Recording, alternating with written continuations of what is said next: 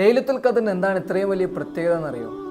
ആ ഒരൊറ്റ രാത്രിക്ക് നിങ്ങളുടെ കഴിഞ്ഞു പോയതിനെയും നിങ്ങളുടെ വരാൻ പോകുന്നതിനെയും നിങ്ങൾക്ക് തന്നെ ഡിസൈഡ് ചെയ്യാൻ പറ്റും. ലൈലത്തുൽ ഖദറിന് പടച്ചോൻ അവൻ്റെ സൃഷ്ടികളിലേക്ക് ഇങ്ങനെ നോക്കി നിൽക്കുന്ന സമയമാണ്. ആരാണ് ലൈലത്തുൽ ഖദറിന് വേണ്ടി കാത്തിരിക്കുന്നതെന്നും അതിന് ഉപയോഗപ്പെടുത്തുന്നതെന്നും അറിയാൻ വേണ്ടിയിട്ട്.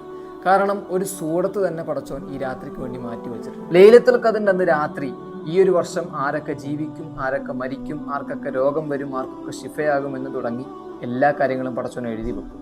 ബട്ട് ദ ദുആ that you make can change the khadar.